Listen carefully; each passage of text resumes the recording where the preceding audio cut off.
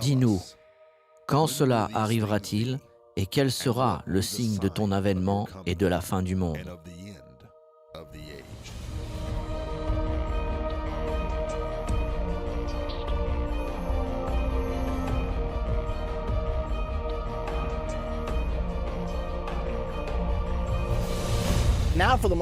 Aujourd'hui, nous allons parler de la leçon la plus importante de notre série Comprendre la fin des temps. Nous allons étudier le royaume de Dieu. La plupart des gens, même les chrétiens, ne comprennent pas vraiment ce qu'est le royaume de Dieu. Donc, que voulons-nous dire par le royaume de Dieu? Et que devons-nous faire pour être inclus dans le royaume de Dieu? Regardons Zacharie 14 au verset 9. Le livre de Zacharie au chapitre 14 est consacré à la bataille d'Armageddon. C'est à Armageddon que Jésus reviendra sur terre pour combattre les armées du système du gouvernement mondial dirigé par l'Antichrist. Et c'est aussi où Jésus-Christ établira son royaume. Zacharie 14, 9 nous le dit de cette façon. « L'Éternel sera roi de toute la terre. En ce jour-là, l'Éternel sera le seul Éternel et son nom sera le seul nom. » Une autre description du royaume de Dieu se trouve dans Daniel 2 au verset 44 et il nous est dit « Dans le temps de ces rois », parlant des 10 rois symbolisés par les 10 orteils de l'image de Nebuchadnezzar.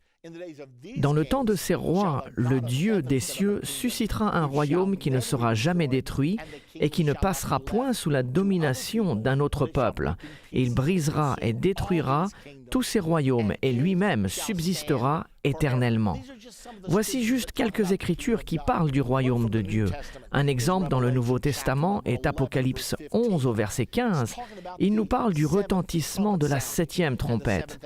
Le 7e ange sonna de la trompette et il y eut dans le ciel des fortes voix qui disaient « Le royaume du monde est remis à notre Seigneur et à son Christ, et il régnera au siècle des siècles. » Donc lorsque Jésus reviendra sur cette terre et établira son royaume, c'est à cela que nous faisons référence quand nous parlons du royaume de Dieu.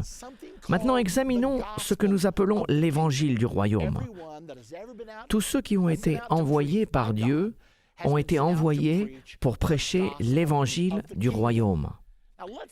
Examinons donc quelques exemples de ceux qui ont prêché l'évangile du royaume afin de mieux comprendre. Nous savons ce qu'est le royaume de Dieu, mais comment prêcher l'évangile du royaume? Matthieu 3, 1 à 2 nous parle de Jean-Baptiste.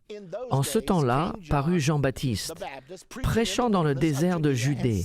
Et il disait « Repentez-vous, car le royaume des cieux est proche. » Maintenant, il dit le royaume des cieux. Dans le livre de Luc, ils emploient le terme royaume de Dieu. Or, ces termes sont synonymes, ils indiquent la même chose. Donc Jean-Baptiste prêchait l'évangile du royaume. Et quand Jésus est venu, il a prêché l'évangile du royaume dans Matthieu 4, verset 23. Jésus parcourait toute la Galilée, enseignant dans les synagogues, prêchant la bonne nouvelle du royaume et guérissant toute maladie et toute infirmité parmi le peuple. Que disait-il donc quand il prêchait l'évangile du royaume? Nous voyons ici que lorsque Jésus envoie ses disciples pour prêcher, il leur a dit clairement de prêcher l'évangile du royaume. Ceci se trouve dans Luc 9, 2. Il les envoya prêcher le royaume de Dieu et guérir les malades. Donc, que disons-nous quand nous prêchons l'évangile du royaume?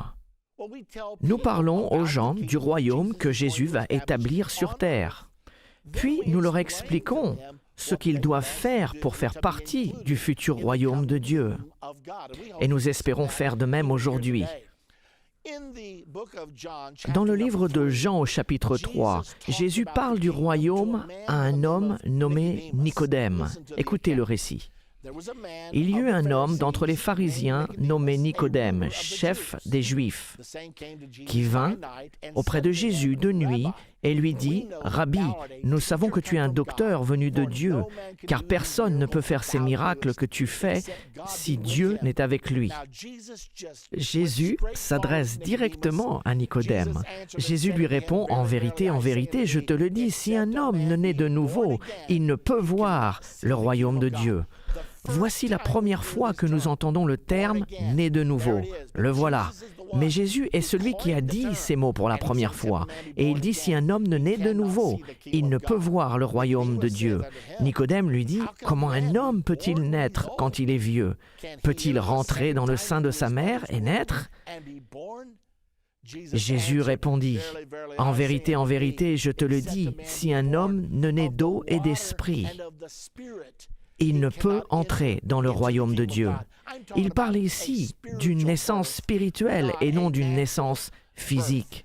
Mais Jésus a dit à Nicodème, « Nicodème, tu dois naître de nouveau. » Donc, que voulons-nous dire par ce terme « né de nouveau » ? Beaucoup de gens parlent de la nouvelle naissance, mais la majorité d'entre eux ne comprennent pas vraiment sa signification. Examinons donc ce terme « naître de nouveau ». Parlons du moment où le salut fut apporté par Jésus-Christ au calvaire. Nous savons que 3 choses se sont produites au calvaire. Jésus est mort, il a été enseveli et il est ressuscité.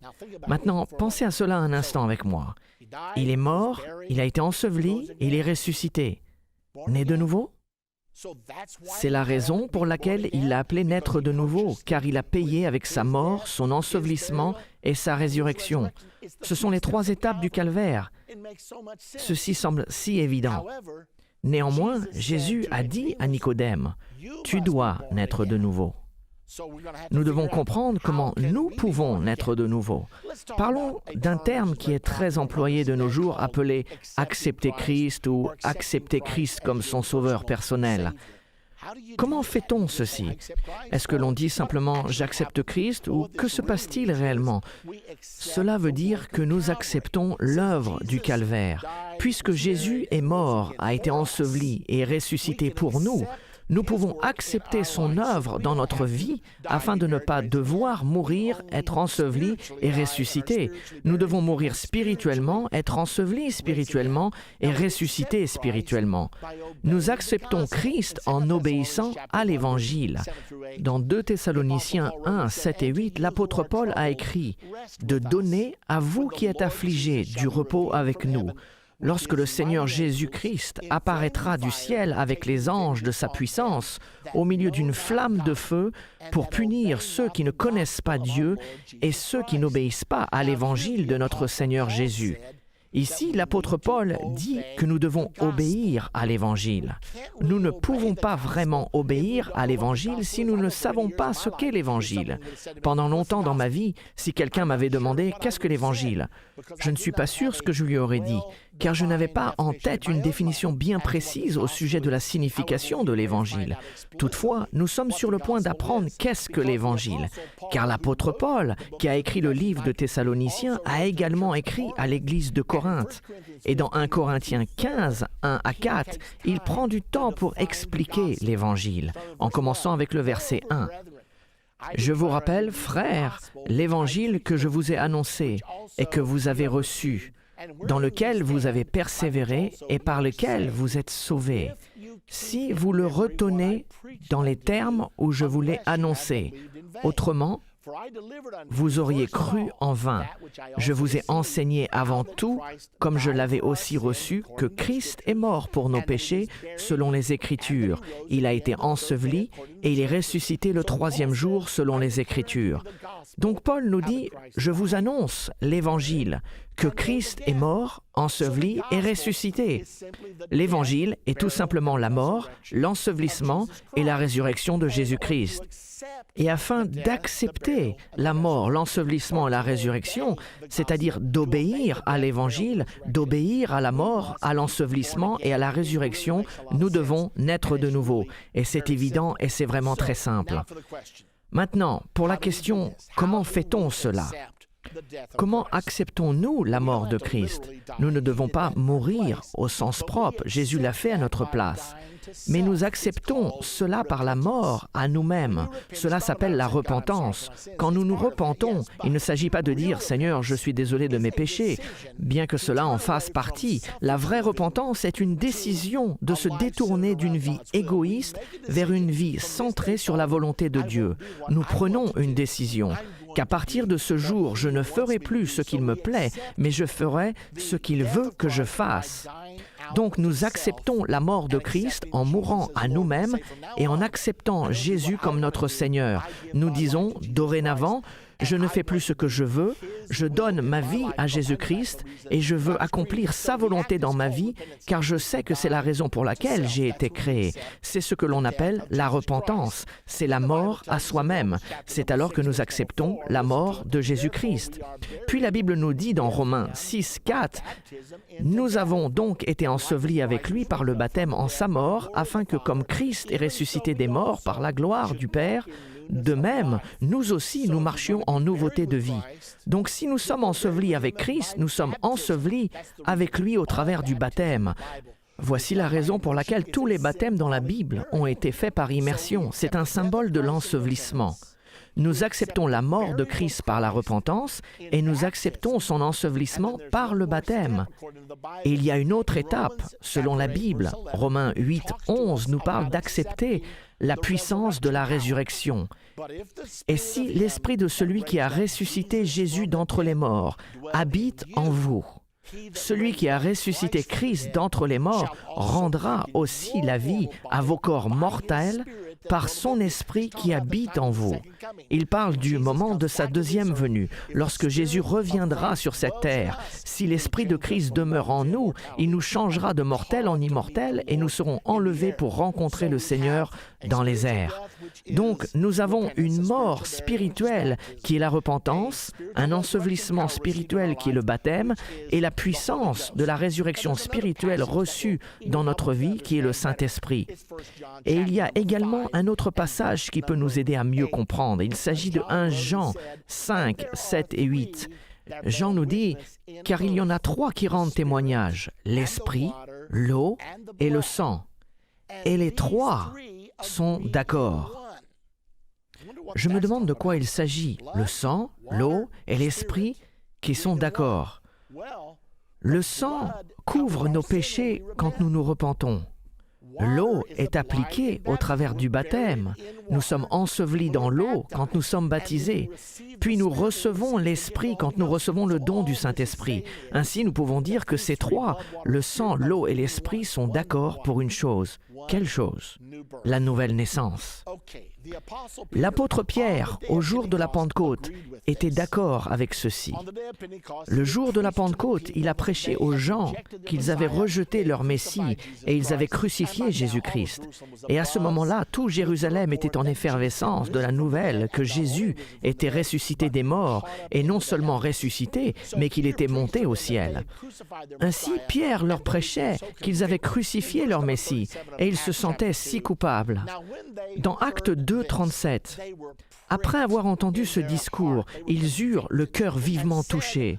Ils étaient convaincus, et ils dirent à Pierre et aux autres apôtres, « Hommes frères, que ferons-nous » Maintenant, Pierre va leur donner la réponse.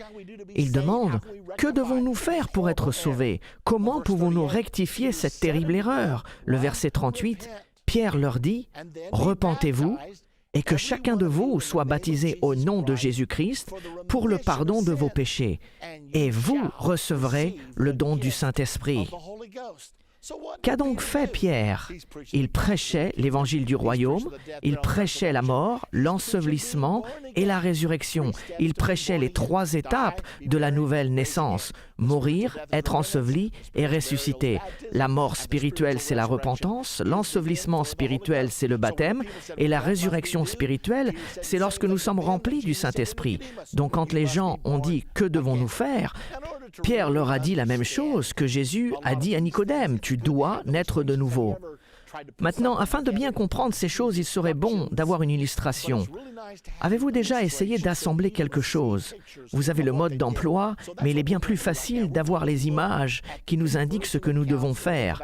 Et c'est ce que nous allons faire maintenant. Nous allons regarder les récits des conversions dans le livre des Actes. Le livre des Actes, c'est les Actes des Apôtres. Il s'agit de l'histoire de l'établissement de l'Église du Nouveau Testament après le départ de Jésus et de la façon dont les apôtres appliquaient les enseignements de Jésus dans leur vie quotidienne. Nous allons maintenant examiner 4 principaux récits de conversion dans la Bible. En fait, nous avons déjà vu le premier récit dans Acte 2, au jour de la Pentecôte, quand Pierre prêcha le premier sermon et prêcha qu'il devait naître de nouveau. Allons maintenant dans Acte 8. Un grand réveil avait pris place dans Acte 8 et Philippe en était le prédicateur principal. Et lorsqu'il prêchait, commençant au verset 12, « Mais quand ils eurent cru à Philippe, qui leur annonçait la bonne nouvelle du royaume de Dieu. » N'est-ce pas étonnant? Voici Philippe prêchant le royaume de Dieu. En raison de la prédication du royaume de Dieu, les gens étaient baptisés au nom de Jésus-Christ. Donc, en prêchant le royaume de Dieu, il prêchait la mort, l'ensevelissement et la résurrection. Et la réponse était « Je veux me repentir, je veux être baptisé. » Et ainsi, ils furent baptisés, hommes et femmes. Puis Simon, qui était un sorcier et qui avait trompé beaucoup de gens, dit « Je veux faire partie de cela. » C'est ici que se trouve la foule. Ainsi, Simon lui-même crut. Et après avoir été baptisé, il ne quittait plus Philippe. Et il voyait avec étonnement les miracles et les grands prodiges qui s'opéraient. Donc Philippe prêcha les choses concernant le royaume de Dieu. Et Simon, le sorcier, crut et fut baptisé. Les apôtres qui étaient à Jérusalem, ayant appris que la Samarie avait reçu la parole de Dieu, ils y envoyèrent Pierre et Jean. Et quand ils sont arrivés, ils prièrent pour eux afin qu'ils reçoivent le Saint-Esprit, car il n'était pas encore descendu sur aucun d'eux. Ils avaient seulement été baptisés au nom du Seigneur Jésus. Ceci est intéressant, car ils crurent, ils s'étaient évidemment repentis, ils avaient été baptisés, mais ils n'avaient pas reçu le Saint-Esprit. Nous devons bien regarder ceci, car beaucoup de faux concepts nous entourent avec ce sujet. Certains disent « Oh, vous recevrez le Saint-Esprit quand vous croyez en Jésus-Christ. » Or, ces gens avaient cru, mais n'avaient pas encore reçu le Saint-Esprit. Puis, il y en a d'autres qui disent « Quand vous êtes baptisés, c'est alors que vous recevez le Saint-Esprit. Vous l'acceptez simplement par la foi. » Or, ces gens avaient cru et étaient baptisés. Et il est dit clairement ici, car le Saint-Esprit n'était pas encore descendu sur aucun d'eux. Cependant, quand Pierre et Jean arrivèrent à Jérusalem, ils leur imposèrent les mains et ils reçurent le Saint-Esprit.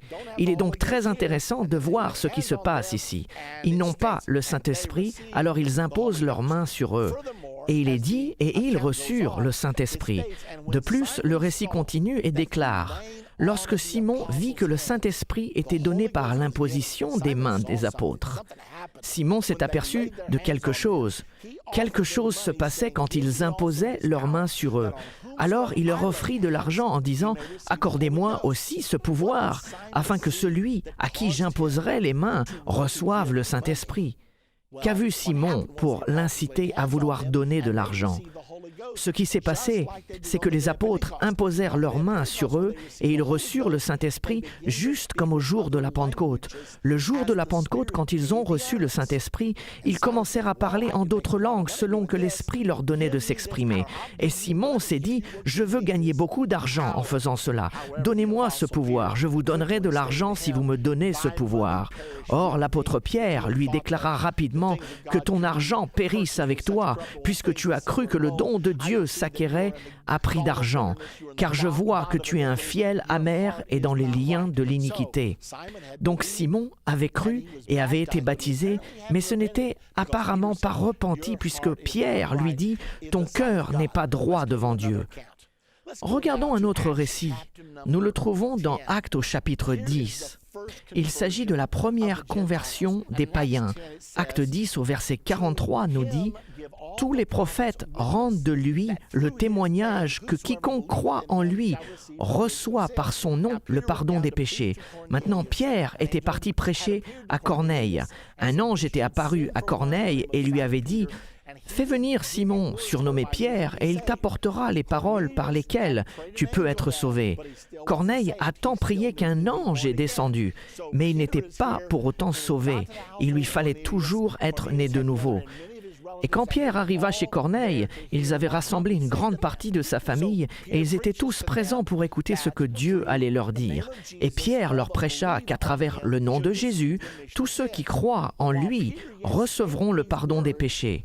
Comme Pierre prononçait encore ces mots, le Saint-Esprit descendit sur tous ceux qui écoutaient la parole, tous les fidèles circoncis, qui étaient les Juifs venus avec Pierre. Les fidèles circoncis qui étaient venus avec Pierre furent étonnés de ce que le don du Saint-Esprit était aussi répandu sur les païens. Les païens n'étaient pas censés recevoir le salut. Il était réservé aux Juifs.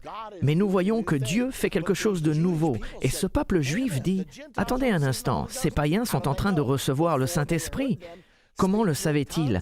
Car ils les entendaient parler en langue et glorifier Dieu. Ainsi, nous voyons tous ces éléments dans chacune des conversions.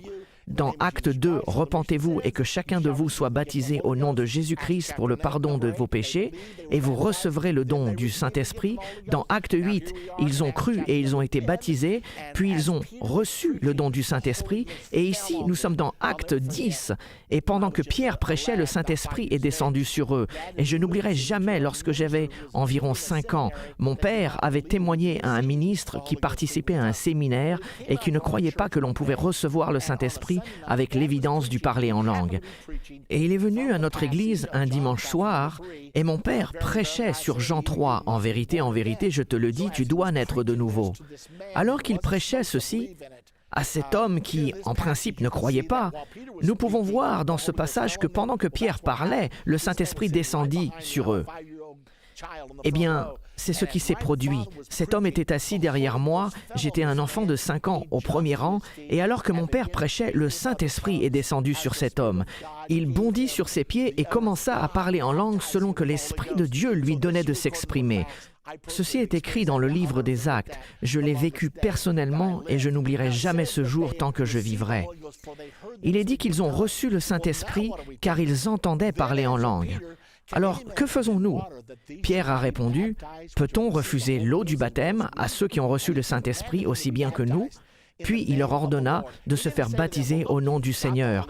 Il ne leur a pas dit « Vous avez déjà reçu le Saint-Esprit, donc il n'est pas nécessaire de vous faire baptiser. Ce n'est pas important. » Mais il leur a dit « Il y en a 3 qui rendent témoignage sur terre, le sang, l'eau et l'Esprit, et ces 3 sont d'accord. » Ils sont d'accord sur la nouvelle naissance, vous devez naître d'eau et d'esprit.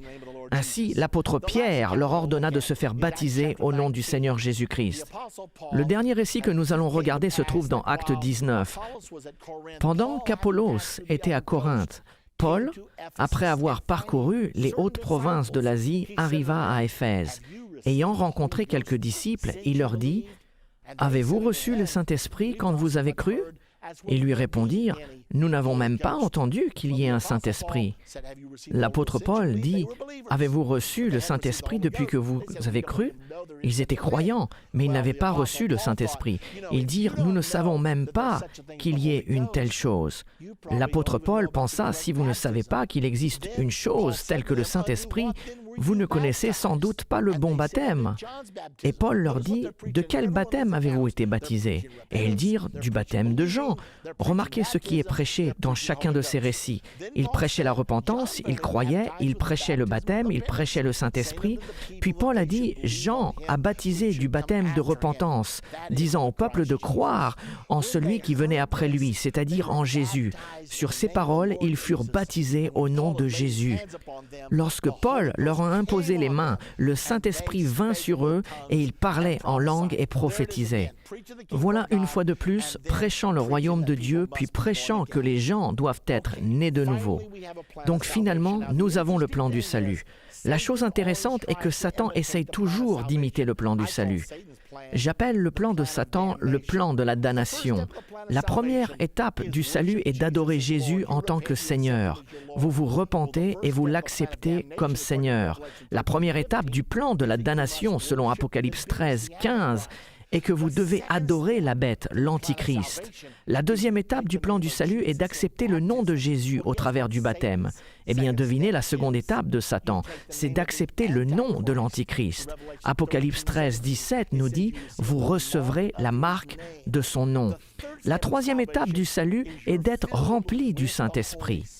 Je me demande que sera la troisième étape du plan de la damnation. Probablement d'être rempli de l'esprit de Satan, d'être possédé par le démon.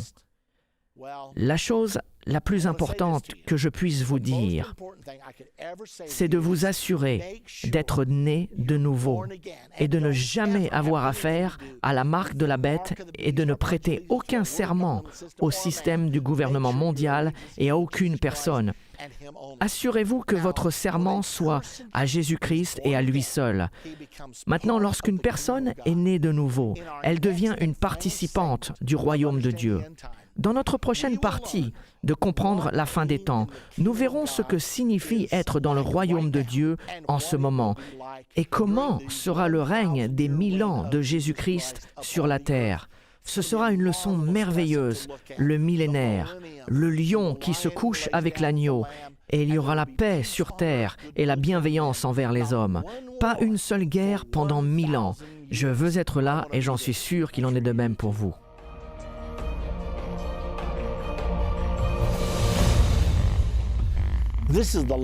Ceci est la dernière partie de notre série appelée « Comprendre la fin des temps ». La fin de l'ère du gouvernement humain et le commencement du royaume de Dieu auront lieu à la bataille d'Armageddon. Examinons le récit biblique le plus détaillé d'Armageddon. Il se trouve dans le chapitre 16 d'Apocalypse, au verset 12 à 16. Le 6e versa sa coupe sur le grand fleuve, l'Euphrate, et son eau tarit pour préparer la voie aux rois qui viennent de l'Orient. Je vis sortir de la gueule du dragon, de la gueule de la bête et de la bouche du faux prophète 3 esprits impurs semblables à des grenouilles. Car ce sont des esprits de démons qui font des prodiges et qui vont vers les rois de toute la terre afin de les rassembler pour le combat du grand jour du Dieu Tout-Puissant. Maintenant, remarquez 2 choses. Premièrement, l'Euphrate sera desséché lorsque la 6e coupe sera versée. Cela facilitera ainsi l'invasion d'Israël par les rois de l'Est. Le fait que l'Euphrate soit desséché est une très grande prophétie, car l'Euphrate est la source d'eau principale du Moyen-Orient. Le 13 janvier 1990, l'Indianapolis Star a publié ce titre « La Turquie va interrompre le flot de l'Euphrate pendant 1 mois ». Ce qui s'est passé, c'est que la Turquie avait construit le grand barrage d'Atatürk et il leur fallait remplir leur réservoir. Quand le barrage a été achevé, le flot de l'Euphrate a été interrompu pendant 30 jours. Qu'est-ce que cela veut dire? Cela veut dire que cette prophétie âgée de 2000 ans ne peut être réalisée qu'à partir de 1990. À l'heure où je vous parle, la Turquie a le moyen de lever ce barrage et d'arrêter le flot de l'Euphrate. La Bible prédit que l'Euphrate sera desséché pour permettre aux rois de l'Est d'envahir Israël. Ce passage indique également qu'il y aura 3 esprits semblables à des grenouilles sortant de la bouche du dragon, de la bête et du faux prophète. Et ce sont des esprits de démons rassemblant les rois de la terre pour attaquer Israël à la bataille d'Armageddon. La prophétie continue au verset 15. Je l'appelle l'avertissement de la dernière minute. Voici, je viens comme un voleur. Heureux celui qui veille et qui garde ses vêtements, afin qu'il ne marche pas nu et qu'on ne voit pas sa honte. Donc, Dieu est en train de nous dire, je vais revenir, tenez-vous prêts. Ne vous souillez pas, ne vous endormez pas dans ce moment critique. Puis le verset 16 nous dit « Ils les rassemblèrent dans le lieu appelé en hébreu Armageddon ». Ce passage est le seul dans la Bible où le mot Armageddon est employé.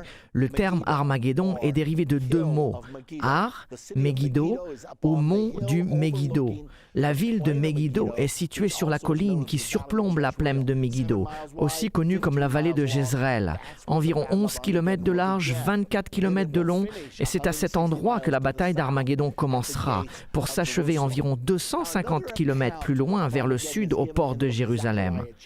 Un autre récit d'Armageddon est donné dans Zacharie au chapitre 14 et il le raconte un peu différemment. « Je rassemblerai toutes les nations pour qu'elles attaquent Jérusalem. » Maintenant, rappelez-vous que dans Apocalypse, il est dit « Les esprits des démons rassembleront les nations pour le combat. » Ici, Dieu dit « Je le ferai ». S'agit-il d'une contradiction? Non. Dieu se sert de Satan pour ses propres desseins. Donc les nations du monde seront persuadées d'exécuter cet acte malveillant qui consiste à combattre Israël.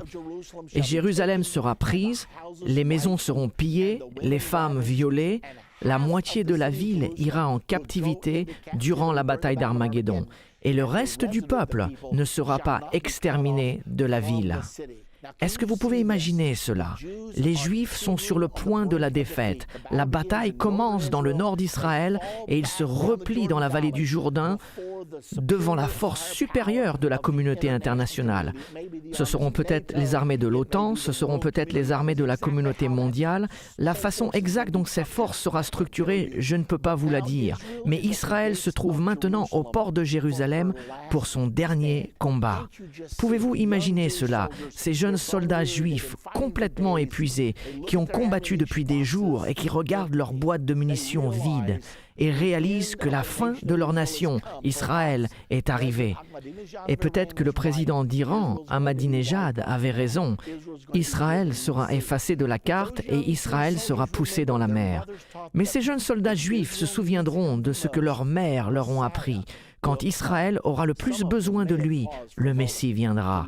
Certains vont peut-être s'arrêter un instant et regarder vers le mont des Oliviers, car c'est de là qu'il viendra, et ils diront « Messie, si jamais tu dois venir, maintenant serait le moment parfait. » Et la Bible nous indique ce qui va se passer ensuite dans Zacharie 14, 3 et 4. « L'Éternel paraîtra et il combattra ces nations comme il combat au jour de la bataille. » Ses pieds se poseront en ce jour sur la montagne des Oliviers, qui est vis-à-vis de Jérusalem, du côté de l'Orient. La montagne des Oliviers se fendra par le milieu, à l'Orient et à l'Occident, et il se formera une très grande vallée. Une moitié de la montagne reculera vers le septentrion et une moitié vers le midi. La Bible dit également qu'un grand tremblement de terre va tuer 7000 personnes à Jérusalem en ce moment. Le peuple juif s'attend à ce que leur Messie arrive sur le mont des Oliviers. Je peux imaginer les soldats juifs et les autres juifs se ruer à la rencontre de leur Messie. Et nous trouvons ce récit dans Zacharie 13 au verset 6. Ils se précipiteront pour rencontrer leur Messie. Les armes deviendront silencieuses. L'armée internationale sera stupéfaite par la scène qui se déroulera sous ses yeux. La venue de Jésus-Christ du ciel avec ses armées. Les Juifs se ruant à la rencontre de leur Messie. Ils se prosternent devant lui pour l'adorer. Et j'aperçois un jeune soldat juif. Il regarde les pieds du Messie et il voit les cicatrices sur ses pieds. Et Jésus lui tend les mains et il remarque une cicatrice dans sa main. Et le soldat lui dit « Messie, comment as-tu reçu ces blessures ?» Et Jésus dit dans Zacharie 13, 6, « D'où viennent ces blessures que tu as aux mains ?» Il répondra « C'est dans la maison de ceux qui m'aimaient que je les ai reçues. » Et tout à coup, 2000 ans d'aveuglement spirituel s'enlèveront de l'esprit juif et ils s'écrieront « Tu es donc Jésus? Oh, Messie, nous avons été si aveugles, nous avons été si arrogants, si fiers. Pourrais-tu nous pardonner? Est-ce que vous savez ce qui se passe quand quelqu'un demande à Jésus de lui pardonner? Pour ma part, je le sais, il les pardonne. Maintenant, continuons, et cette même scène se trouve dans le chapitre précédent, Zacharie 12, verset 10. Écoutez ce qui est dit. « Alors je répandrai sur la maison de David et sur les habitants de Jérusalem un esprit de grâce et de supplication, et ils tourneront les regards vers moi, celui qu'ils ont percé, qu'ils ont crucifié, et ils pleureront amèrement sur lui comme on pleure sur un premier-né. » Donc les Juifs pleureront à cause de leur rejet de leur Messie. Et c'est alors que le millénaire commencera, les 1000 ans de paix. Daniel en a parlé dans Daniel 7 au verset 9. « Je regardais, pendant que l'on plaçait des trônes. Et l'Ancien des jours s'assit. Les trônes des gouvernements humains seront mis de côté. Tous les gouvernements seront suspendus et Jésus sera couronné roi des rois et seigneur des seigneurs. Daniel 7, 27 nous en dit un peu plus. Le règne, la domination et la grandeur de tous les royaumes qui sont sous les cieux seront donnés au peuple des saints du Très-Haut. Son règne est un règne éternel et tous les dominateurs le serviront et lui obéiront. Ainsi, le royaume sera donné aux saints, ceux qui sont nés de nouveau et qui ont été enlevés pour rencontrer le Seigneur dans les airs. Ils vont gouverner et régner comme rois et sacrificateurs avec Jésus-Christ. Et dans Apocalypse 5, 9 et 10, il nous est dit que ces gens, les rachetés, se réjouissent en disant « Tu as racheté pour Dieu, par ton sang, des hommes de toute tribu, de toute langue, de tout peuple et de toute nation. Tu as fait d'eux un royaume et des sacrificateurs pour notre Dieu, et ils régneront sur la terre. » La Bible dit que les humbles posséderont le pays. Savez-vous que nous sommes en formation en ce moment pour régner? C'est ce que signifie être un chrétien. Nous sommes enseignés à aimer ceux qui nous haïssent et faire du bien à ceux qui nous maltraitent. C'est la loi, ce sont les principes qui dirigeront le monde durant les 1000 ans de paix. C'est pour cela qu'il y aura la paix sur terre, de la bienveillance envers les hommes. Zacharie 14, 9 nous dit « L'Éternel sera roi de toute la terre. » En ce jour-là, l'Éternel sera le seul Éternel, et son nom sera le seul nom. Dieu ne sera pas appelé de différents noms. Ce ne sera pas Brahma ou Allah ou Jéhovah. Non, il y aura un seul Seigneur, un seul nom. L'Éternel, Jésus-Christ, Roi des rois et Seigneur des seigneurs. Et je suis sûr que vous vous demandez, qu'est-ce qui va se passer avec Israël? Romains 11, 25-26 nous le dit. L'apôtre Paul a dit « Car je ne veux pas, frères, que vous ignorez ce mystère, afin que vous ne vous regardiez point comme sages. Une partie d'Israël est tombée dans l'endurcissement, jusqu'à ce que la totalité des païens soit entrée. Et ainsi, tout Israël sera sauvé. Comme il est écrit, le libérateur viendra de Sion, et il détournera de Jacob les impiétés. » Ainsi, la partie d'Israël qui aura survécu à la grande tribulation, à la colère de Dieu et à la bataille d'Armageddon sera sauvée. Cependant, la mauvaise nouvelle est que 2 tiers d'entre eux seront détruits. La dernière partie de Zacharie 13 nous le dit. Mais le tiers qui aura survécu sera sauvé pour vivre dans le millénaire sous le règne de Jésus-Christ et son Église. La Bible nous le dit également dans Matthieu 19, 27. Ceci est très intéressant. Pierre, prenant alors la parole, lui dit « Voici, nous avons tout quitté et nous t'avons suivi. Qu'en sera-t-il pour nous ?» Jésus leur répondit, à Pierre et aux apôtres, « Je vous le dis en vérité, quand le Fils de l'homme, au renouvellement de toutes choses, sera assis sur le trône de sa gloire, vous qui m'avez suivi, vous serez de même assis sur 12 trônes et vous jugerez les 12 tribus d'Israël. » Ce sera très intéressant de voir les apôtres sur ces 12 trônes jugeant les 12 tribus d'Israël pendant le millénaire. Ésaïe 2, au verset 2 à 3, nous dit « Il arrivera dans la suite des temps que la montagne de la maison de l'Éternel sera fondée sur le sommet des montagnes. » Nous parlons ici du quartier général du Seigneur pendant le millénaire. « Qu'elle s'élèvera par-dessus les collines et que toutes les nations y afflueront. Des peuples s'y rendront en foule et diront « Venez et montons à la montagne de l'Éternel, à la maison du Dieu de Jacob, afin qu'il nous enseigne ses voies et que nous marchions dans ses sentiers. Car de Sion sortira la loi et de Jérusalem la parole de l'Éternel. » Je ne peux pas vous dire s'il y aura une véritable maison du Seigneur ou s'il y aura un véritable temple ou pas. Je sais que la Bible enseigne que nos corps sont les temples du Saint-Esprit et que Dieu ne demeurera plus dans les temples construits de main d'homme. Nous savons que l'Église est appelée la Nouvelle Jérusalem. Donc je ne peux pas vous dire si ce sera un véritable temple ou un temple spirituel. Cela n'est pas important. Tout ce que je sais, c'est que je veux participer à ce que Dieu fera à ce moment-là. Dans Ésaïe 2, 4, il continue en disant « Il sera le juge des nations, Jésus-Christ, l'arbitre d'un grand nombre de peuples. De leur glaive, ils forgeront des hoyaux. et de leurs lances des serpes. Une nation ne tirera plus l'épée contre une autre, et l'on n'apprendra plus la guerre. Pensez à cela, ils vont prendre tous les outils de guerre pour les utiliser de façon productive. Et de plus, ils n'apprendront plus à faire la guerre. Il n'y aura même plus de militaires. Ce sera la paix sur terre. Imaginez-vous un monde sans guerre. Ce sera absolument merveilleux. Et ce sera seulement parce que le prince de la paix sera avec nous. Nous continuons. Et il nous est donné plus d'informations sur le millénaire et la façon dont cela se passera. Dans Ésaïe 11:6, le loup habitera avec l'agneau et la panthère se couchera avec le chevreau. Le veau et le lionceau et le bétail qu'on engraisse seront ensemble et un petit enfant les conduira. Même les animaux ne s'entretueront plus. Pensez un instant, un loup et un agneau se couchant ensemble, une paix parfaite, sans crainte et un petit enfant menant les lions et les léopards. Ce sera vraiment une scène étonnante et merveilleuse. Nous continuons avec Ésaïe 11, verset 7. « La vache et l'ours auront un même pâturage, leurs petits un même gîte, le lion comme le bœuf mangeront de la paille, les lions ne mangeront plus les cerfs, ils ne mangeront plus les lièvres, plus personne ne courra effrayé pour sauver sa vie, et le nourrisson s'ébattra sur l'antre de la vipère, et l'enfant sevré mettra sa main dans la caverne du basilic. Vous n'aurez plus à vous inquiéter des serpents et des vipères. Tout ceci sera du passé. À la place, il y aura la sécurité, il y aura de la paix sur terre et de la bienveillance envers les hommes. » Nous continuons dans Ésaïe 11, versets 9 et 10. « Il ne fera ni tort ni dommage sur toute ma montagne sainte, car la terre sera remplie de la connaissance de l'Éternel comme le fond de la mer par les eaux qui le couvrent.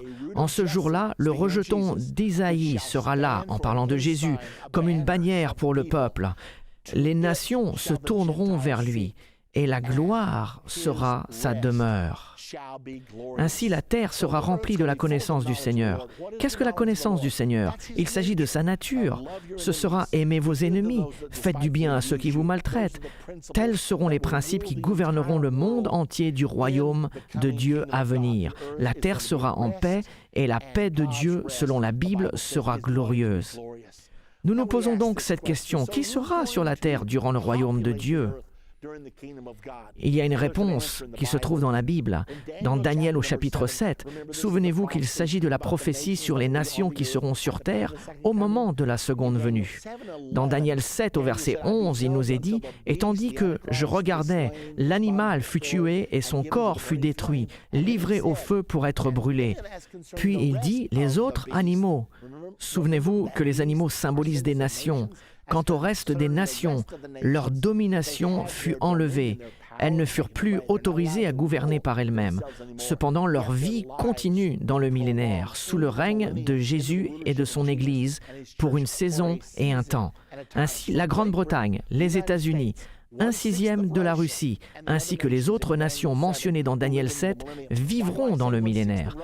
Pourquoi est-ce que je dis 1/6 de la Russie? Parce que dans Ézéchiel 39, il nous est dit que 5/6 de la Russie seront détruits. Qu'il s'agisse de 5/6 de l'armée russe ou 5/6 de la nation entière de la Russie, je ne sais pas. Mais ce sera sa pénalité d'avoir mené une attaque contre Israël à la bataille d'Armageddon. Il y aura aussi la possibilité que les enfants ne soient pas tenus responsables des décisions de leurs parents. Jadis, quand Israël avait refusé d'entrer dans la terre promise dans l'Ancien Testament, tous ceux en dessous de 20 ans n'avaient pas été tenus responsables pour les décisions de leurs parents et il leur fut permis d'entrer dans la terre promise. Serait-il possible que tous les jeunes de moins de 20 ans soient autorisés une fois de plus d'y entrer? Je ne sais pas avec certitude, mais j'ai vérifié et il y a presque 2 milliards de personnes en dessous de 20 ans sur Terre en ce moment. Donc, il y aura assez de monde pour peupler la Terre durant le millénaire. La Bible nous dit dans Ésaïe 65, 20 que la longévité de la vie sera rallongée comme au commencement des temps. Et il est dit dans Ésaïe 65, 20, « Car celui qui mourra à 100 ans sera jeune. » Pouvez-vous imaginer aller à des obsèques, car il y aura des obsèques pendant le millénaire, il y aura toujours des mortels sur Terre. Pouvez-vous donc imaginer allant aux obsèques et dire « Quel âge avait-il? Oh, il avait 100 ans. Oh, c'était juste un enfant. Il était si jeune. » Car les gens vivront de nouveau une longue vie. Souvenez-vous que Méthusela a vécu 969 ans. et Adam environ 900 ans, et ce sera ainsi durant le millénaire du règne de Jésus-Christ. Il y a une autre chose à laquelle j'aime penser. La Bible nous enseigne que Satan sera lié durant la totalité des 1000 ans. Pouvez-vous imaginer un monde sans le diable? Ce sera des moments merveilleux. La majorité des gens aujourd'hui servent Satan car il est le Dieu de cette ère. Mais quand il sera lié, la majorité des gens serviront Dieu à la place. Ce sera donc un temps merveilleux durant le millénaire. Mais que se passera-t-il après les 1000 ans de paix? Apocalypse 20, versets 7 et 8 nous le dit. Quand les 1000 ans seront accomplis, Satan sera relâché de sa prison et il sortira pour séduire les nations qui sont aux 4 coins de la terre, Gog et Magog, afin de les rassembler pour la guerre. Leur nombre est comme le sable de la mer. Ainsi, Satan est libéré. Il sort une fois de plus pour répandre sa séduction. Et il va pouvoir, une fois de plus, séduire les nations, Gog et Magog, se référant en particulier à la Russie, encore une fois. Et la Bible nous dit qu'il va les persuader d'attaquer Jésus-Christ à Jérusalem. Pourquoi Dieu relâche-t-il donc Satan? Tant de gens m'ont posé cette question. Pourquoi Dieu ferait-il une telle chose? La seule réponse que je peux donner, c'est qu'avant de culminer toute chose, il veut que ceux qui vivront durant le millénaire aient la liberté de choisir entre lui et Satan. Car s'il amène les gens dans l'éternité pour avoir la vie éternelle, il veut s'assurer qu'ils l'ont choisi selon leur propre volonté. Je pense que c'est la raison pour laquelle cela va se passer de cette façon.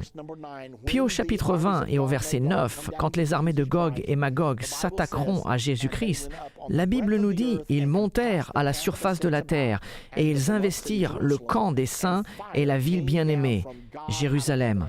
Mais un feu descendit du ciel et les dévora. Dieu dira, c'en est assez, je n'en peux plus. Et les ennemis de Jésus-Christ seront consumés par le feu du ciel. La Bible dit au verset 10 du chapitre 20, « Et le diable qui les séduisait fut jeté dans les temps de feu et de soufre, où sont la bête et le faux prophète. Ils seront tourmentés jour et nuit au siècle des siècles. » Ainsi, Satan va rejoindre l'Antichrist et le faux prophète. Rappelez-vous qu'ils ont été jetés dans les temps de feu 1000 ans auparavant. Et maintenant, Satan va les rejoindre. Et la Bible dit, ils seront tourmentés jour et nuit au siècle des siècles. Ensuite, la Bible nous dit au verset 11 et 12 au sujet du jugement du grand trône blanc. « Puis je vis un grand trône blanc et celui qui était assis dessus. La terre et le ciel s'enfuirent devant sa face, et il ne fut plus trouvé de place pour eux. Et je vis les morts, les grands et les petits qui se tenaient devant le trône. Des livres furent ouverts, et un autre livre fut ouvert, celui qui est le livre de vie. Et les morts furent jugés selon leur œuvre, d'après ce qui est écrit dans ces livres. Tous ceux qui ne faisaient pas partie de l'enlèvement et qui n'ont pas reçu la vie éternelle vont paraître devant ce grand trône blanc du jugement. Et c'est là qu'ils seront jugés selon leurs œuvres. Je ne sais pas exactement comment ce jugement sera, mais je sais qu'il sera juste, car Dieu, qui est assis sur le trône et qui sait tout, prononcera le jugement parfait sur tout et décidera ainsi la destination éternelle de tout le monde à ce moment. Je suis ravi que ce ne soit pas mon travail, mais le sien. Et finalement, dans Apocalypse 20, 13, la mer rendit les morts qui étaient en elle. La mort et le séjour des morts rendirent les morts qui étaient en eux, et chacun fut jugé selon ses œuvres. Puis la mort et le séjour des morts furent jetés dans l'étang de feu. C'est la seconde mort, l'étang de feu. Quiconque ne fut pas trouvé écrit dans le livre de vie fut jeté dans l'étang de feu.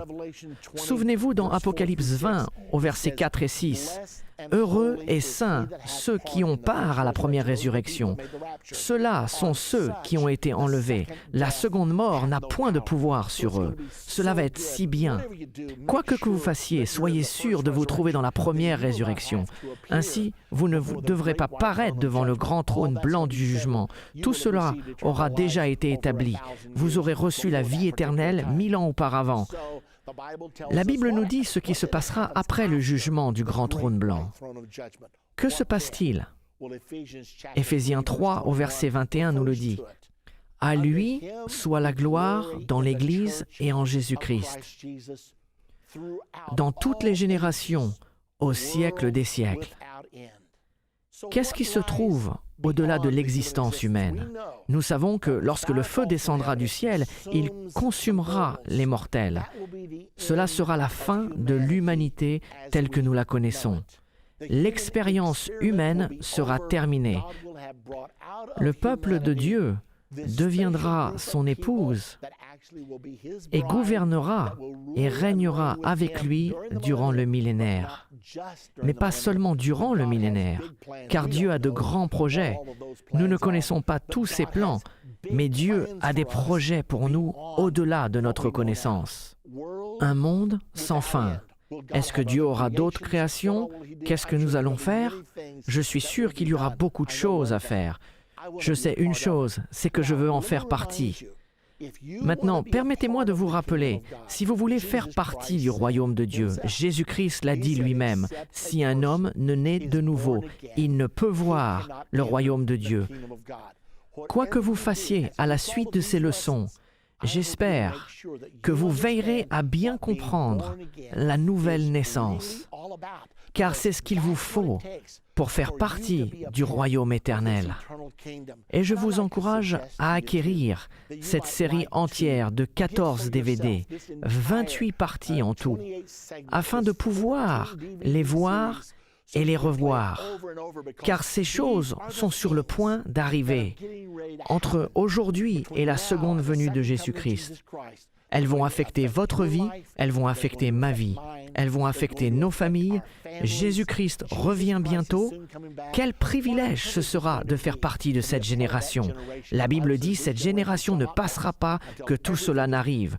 Ce sera une chose merveilleuse pour tous ceux qui attendent le retour de Jésus-Christ sur cette terre en tant que roi des rois et seigneur des seigneurs.